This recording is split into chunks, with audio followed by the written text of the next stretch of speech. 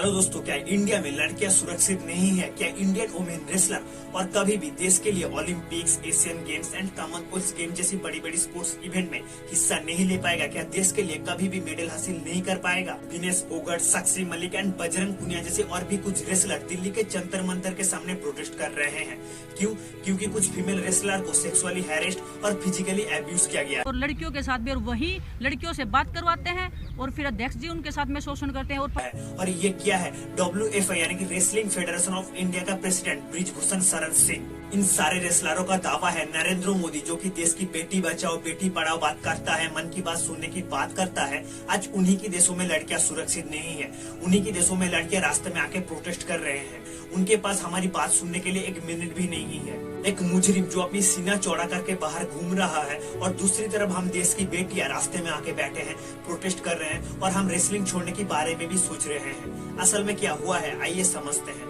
को कुछ भी होगा रेसलिंग में तो प्रेसिडेंट, देश जो हमारे रेसलिंग प्रेसिडेंट है वो जिम्मेदार रहेंगे, हमारी फेडरेशन जिम्मेदार उस चीज। पहले हमारे पास डायरेक्ट आते थे खिलाड़ियों के पास, अब वो फेडरेशन को पहले फेडरेशन को खिलाएंगे, फेडरेशन खिलाड़ियों तक पहुंचाएगी। जब हम आप लोगों को ये वीडियो अच्छा लग रहा है तो प्लीज चैनल को सब्सक्राइब कर लेना, क्योंकि आप लोगों का एक सब्सक्राइब मुझे बहुत ज्यादा मोटिवेट करता है। अपनी टॉपिक पे वापस आते हैं। सबसे पहले बात करते हैं ये ब्रिजभूषण शरण सिंह है कौन।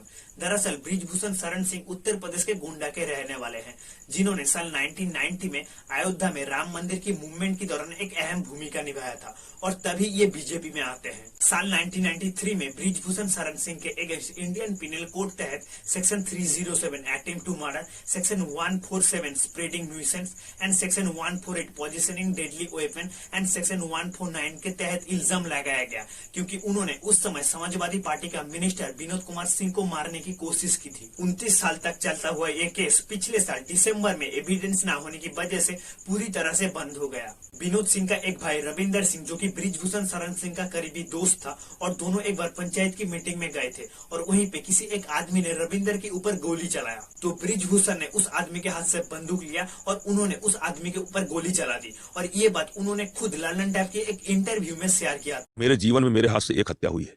लोग जो कुछ भी कहें, मैंने एक हत्या की है।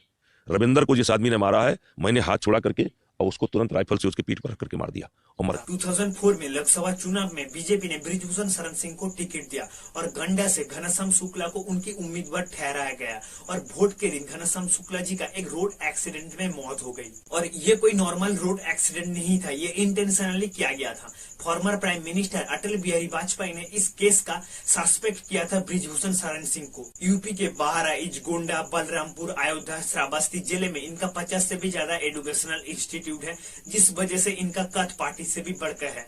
और इसीलिए इन्होंने इंडियन एक्सप्रेस के एक इंटरव्यू में कहा था, मुझे बीजेपी की जरूरत नहीं है, बीजेपी की मेरी जरूरत है। पिछले साल जून में जब महाराष्ट्र नवनिर्माण सेना पार्टी का चीफ राज ठाकरे अयोध्या के राम मंदिर में आने की चाह को एक्सप्रेस किया, तब ब्रिजभूषण शरण सिंह ने उन्हें नॉर्थ इंडिया के लोगों के सामने हाथ जोड़कर माफी मांगने की दावा किया। आप सोच सकते हैं इनका पावर कितना है, जो कि एक MP जाके चीफ मिनिस्टर से इसी तरह से बात करता है। ब्रिजभूषण शरण सिंह एक रेसलिंग लवर है और वो अपने इलाके में रेसलिंग कंपटीशन कराता है और कंपटीशन के तहत अगर खिलाड़ी को रेफरी की डिसीजन को गलत लगा तो वो जाके ब्रिजभूषण शरण सिंह से पूछते हैं और ब्रिजभूषण शरण सिंह का डिसीजन को पूरी तरह से मान लिया जाता है। आप सोच सकते हैं ब्रिजभूषण शरण सिंह एकदम से लीडर बन चुका था। ब्रिजभूषण 2019 में बाबरी मस्जिद डिस्ट्रॉय की मामले में मेन आरोपी था और 2021 में रांची में एक एथलीट को पब्लिकली थप्पड़ मारने का एक वीडियो भी सामने आया था। ब्रिजभूषण शरण सिंह 6 बार सांसद रह चुका है, 5 बार बीजेपी के टिकट पर, 1 बार SP के टिकट पर। आप सोच सकते हैं एक इंसान जिनके खिलाफ इतना ज्यादा आरोप है और उन्होंने खुद ये बात कन्फेस की है कि उन्होंने एक मर्डर भी किया था और उनके खिलाफ कोई भी कार्रवाई नहीं चल रही, कोई भी केस नहीं चल रही है, क्योंकि लोग इनसे डरते हैं। और ऐसा इंसान फेडरेशन का प्रेसिडेंट बन के बैठा है, तो आप अंदाज लगा सकते हैं हमारी सिस्टम के अंदर कमी है। हमारे लिए सबसे जो जरूरी चीज है वो है हमारी सिस्टम को सुधरना। अब बात करते हैं असल में हुआ क्या है। इस साल की शुरुआत में 18 जनवरी को विनेश फोगाट, बजरंग सिंह पुनिया एंड साक्षी मलिक जैसे और भी कुछ रेसलर दिल्ली के जंतर मंतर के सामने धरना दिया, क्योंकि WFI का प्रेसिडेंट ब्रिजभूषण शरण सिंह ने कुछ फीमेल रेसलर को सेक्सुअली हैरेस्ट किया है, फिजिकली एब्यूज किया है। 20 जनवरी को स्पोर्ट्स मिनिस्टर अनुराग ठाकुर इन सारे रेसलर के साथ लेट नाइट को एक मीटिंग किया, जहां इन रेसलर को एश्योरेंस दिया गया ब्रिजभूषण शरण सिंह प्रेसिडेंट की पद में नहीं रहेंगे और एक इंक्वायरी कमेटी सेटअप की जाएगी। जिसके बाद लिए धरना बंद कर दिया गया और 23 जनवरी लेजेंडरी बॉक्सर मेरी कॉम की लीडरशिप में 5 मेंबर्स को लेकर एक इंक्वायरी कमेटी सेटअप किया गया और उस कमेटी को 1 महीने के अंदर रिपोर्ट सबमिट करने के लिए कहा गया। उस समय ब्रिजभूषण शरण सिंह खुद को डिफेंड करते हुए कहा, अगर मेरे खिलाफ ये इल्जाम सही निकला तो मैं खुद फांसी लगा लूंगा। बाद में इस इन्वेस्टिगेशन में डिले हुआ और इस इन्वेस्टिगेशन की टाइमलाइन को 2 हफ्ते और बढ़ा दिया गया और इस टीम के अंदर 6ठा मेंबर बबीता फोगट का शामिल किया गया। यहाँ पे सवाल उठता है, ये प्रोटेस्ट तो खत्म हो गया था तो फिर क्यों ये प्रोटेस्ट देखने को मिल रहा है?